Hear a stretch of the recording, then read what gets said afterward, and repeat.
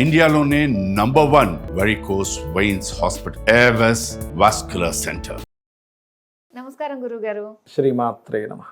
గురుగారు, రాఖీ వచ్చేస్తుంది కాబట్టి రాఖీ గురించి బోల్డని విషయాలు తెలుసుకోవాలండి. ముఖ్యంగా అసలు ఈ రాఖీ అన్నది మన ప్రాచీన భారతీయ సంప్రదాయంలో అసలు ఎప్పటి నుంచి ప్రారంభమైందంటారు?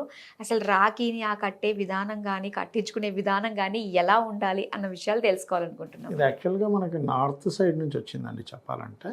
బట్ ఏదో దానికంటే పర్టికులర్ డేట్ ఏమీ లేదు, చాలా పురాతన నుంచి వస్తుంది. అయితే దీనికి జ్యోతిష్శాస్త్రరీత్యా రాఖీ వల్ల కలిగే ప్రయోజనాలు ఏమిటి, అసలు రాఖీ ఏ సమయంలో, ఆ రోజు రాఖీ పౌర్ణమి రోజు ఏ సమయంలో కట్టించుకుంటే మంచిది, అసలు ఎందుకు కట్టించుకుంటారు అనే దానికి ఒక సిస్టమ్ అనేటువంటిది ఒకటి ఉంది. అది ఎలా అంటే, మనకి జ్యోతిష్శాస్త్రంలో 12 భావములు అంటారు. లగ్నం నుంచి 12 భావాలు. అందులో లగ్నం అంటే శిరస్థానము, 2 అంటే ముఖము, 3 అంటే భుజాలు చేతులు, 4, 5, 6 ఇలాగా పాదాల వరకు 12 స్థానాలు చెప్తారు. దీనికి ప్రత్యేకంగా కొన్ని పోర్ట్ఫోలియోస్ ఉంటాయి.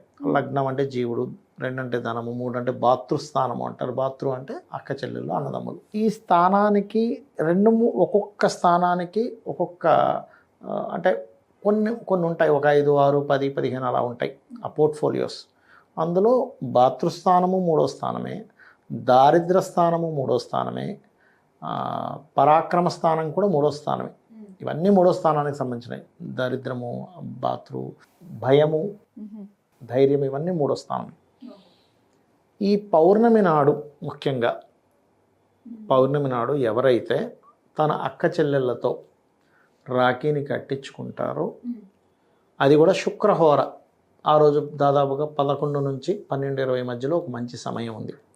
వర్జము దుర్ముహూర్తం ఏమేమి లేకుండా రాఖీ పౌర్ణమి రోజు 11 గంటల ఉదయం నుంచి 12:20 మధ్యలో అదొక మంచి టైం. అక్కడ పర్టికులర్గా శుక్రహోర వస్తుంది.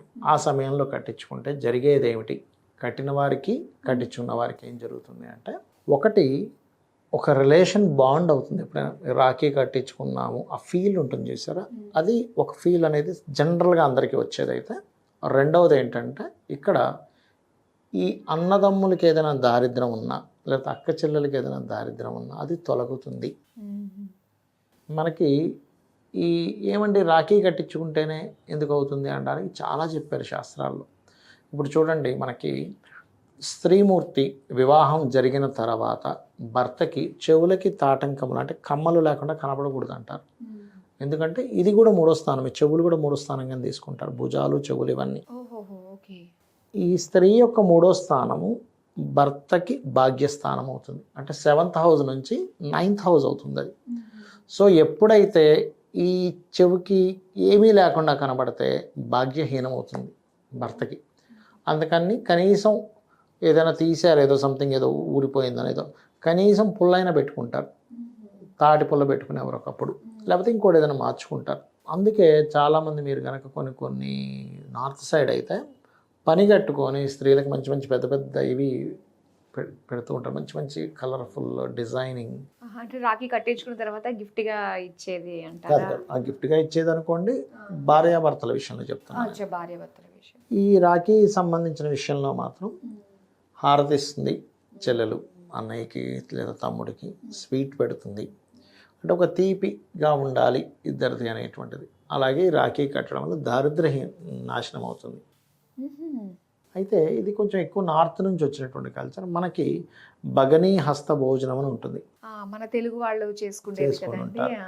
భగనీ హస్త భోజనం కూడా ఇంచుమించుగా ఇలాంటి ఫలితమే ఇస్తుంది. కానీ చేతికి రాఖీ ఇలాంటిది కాకుండా భోజనం పెడుతుంది అనమాట. సో ఒకటేంటంటే, చేతికి ఎప్పుడైతే రంగులు రంగులుగా మంచి ఫ్లేవర్ లాగా ఉండేది, ఎప్పుడైతే ఒక ఎమోషన్తో నువ్వు నాకున్నావు అనే ఒక ధైర్యంతో నేను నీకున్నాను, మన బంధం బాగుండాలి. ఎందుకంటే మనకి రామాయణంలో ఒక గొప్ప ఘట్టం ఉంటుంది ఒకటి. ఏమిటది అంటే, మేఘనాథుడు ఒక అస్త్రాన్ని వదిలినప్పుడు లక్ష్మణస్వామి మూర్ఛపోతాడు. అంటే ఆల్మోస్ట్ ఇంకా చలనం లేకుండా పట్టుకుంటాడు.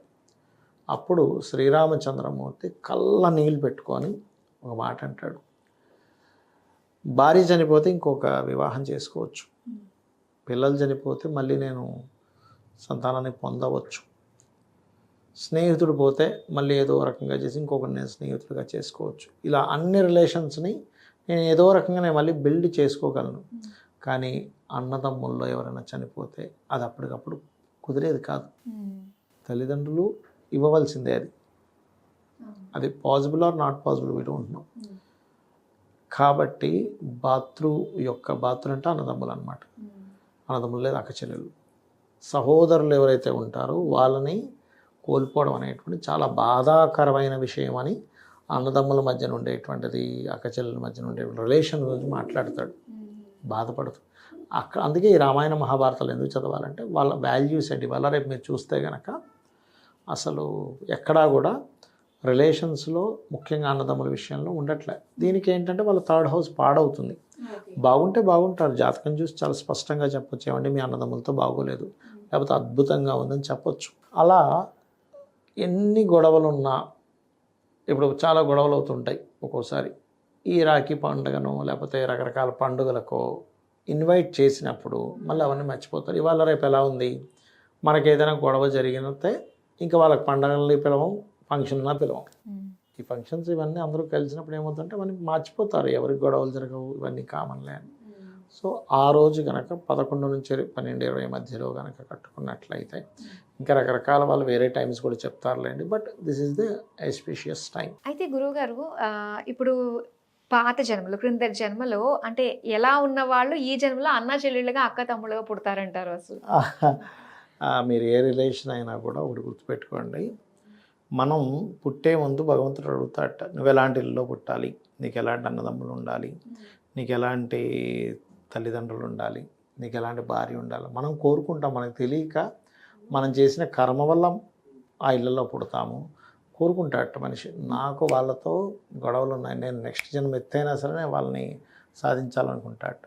తీరా పుట్టిన తర్వాత జరుగుతుంటే ఏమిటి రా నా కర్మ ఇది. ఎందుకంటే మీరు మహాభారతం చూడండి, మహాభారతంలో మనకి భీష్ముణ్ణి సంహరించడానికి ఒక క్యారెక్టర్ ఉంటుంది. అవునవును, మళ్ళీ మళ్ళీ పుట్టింది, మళ్ళీ పుట్టి ఆవిడ వల్లే అటు ఇటు కానటువంటి జన్మ ఎత్తుతుంది. ఆవిడ వల్లే తను బాణం ఎత్తకుండా ఉండేసరికి బాణం పరంపర కురిపించి నేల మీద పడిపోతాడు భీష్ముడు. అలాగా ఆ వృత్తాంతంలో ఎలా అయితే నాకు ఈ జన్మ కావాలని కోరుకుని మనం పుడతామో, ఒకటి మన కర్మలు, మనం కోరుకున్న జన్మలే ఇవన్నీ. మనకు తెలియక ఏమిటి ఈ జన్మ ఎత్తాను, ఇలా ఉన్నానేంటి, బాగా ధనం ఉన్న దాంట్లో పుట్టాడు పూర్వజన్మల్లో, వాడికి విసుగు వచ్చేసింది, అబ్బా ఈ ధనంగినం కాదబ్బా, మంచి ఫ్యామిలీ ఉన్న ఇంట్లో పుట్టాలనుకుంటాడు. పుట్టిన తర్వాత ఏమిటి నాకు డబ్బులు రావట్లేదు, ఇంత మాత్రమే నేనేంటి నెలకు ఒక 50,000 కంటే ఎక్కువ సంపాదించలేకపోతే వాడు చూస్తే అంత మాయలో పడిపోతాడు. ఓకే, పోయిన జన్మలో పెద్దగా అందంగా నార్మల్గా ఉన్న అమ్మాయిని పెళ్లి చేసుకున్నాడు, మంచి అందమైన అమ్మాయి కావాలి, అబ్బాయి ఎలా ఉంటే అందం కావాలనుకుని పుట్టాడు, అందమైన అమ్మాయి కావాలనుకుని పుట్టాడు. తీరా పుట్టిన తర్వాత ఏమవుతుందంటే అందమైన అమ్మాయి, అదొక ఇన్సెక్యూరిటీ ఫీలింగ్, ఎవడు చూసినా ఏం వైపు చూస్తున్నాడు ఏంద్రా, వీడికేమో తెలియదు. అంటే వీడి భయం, న్యాచురల్గా అమ్మాయి మంచిదే అయి ఉంటుంది, వీడి భయం ఎవడెక్కడ ఈ అమ్మాయికి సైట్ వేస్తారు అని. పోయిన జన్మలో మొత్తం పుత్తులే పుట్టారు అనుకుంటాడు మాటికి, నాకు అమ్మాయి పుడితే బాగున్నా, అమ్మాయిలు ఉంటే బాగున్నా. ఈ జన్మలో అమ్మాయిలు పుడతారు అంటే మనం పోయిన జన్మలో కోరేసుకున్నాం ఇది. ఇక్కడ మళ్ళీ బాధపడుతూ ఉంటాడు, ఒక అబ్బాయి పుడితే బాగుండరా, ఏంటి 4 అమ్మాయిలు పుట్టారు అని. కాబట్టి నేనేమంటానంటే మీరు ఉన్నదాన్ని యాక్సెప్ట్ చేస్తూ హ్యాపీగా ఉంటే మీరు కర్మలోకి ఎంటర్ అవ్వరు. మీరు యాక్సెప్ట్ చేయకుండా ఏదో లేదని మీరు బాధపడుతుంటారు, దాన్ని మళ్ళీ పొందుతారు, అది మీరు అక్కడ యాక్సెప్ట్ చేయరు, ఇలా అవుతూ ఉంటారు. అయితే ఒక చెల్లి ఉంటే బాగున్నాను, ఒక అన్న ఉంటే బాగున్నాను ఎవరైతే ఫీల్ అవుతారో వాళ్ళకి ఒక సహోదరులు పుట్టడం జరుగుతూ ఉంటుంది. చాలా చక్కగా మాకు తెలియజేసినందుకు ధన్యవాదాలు. శ్రీమాత్రే నమః.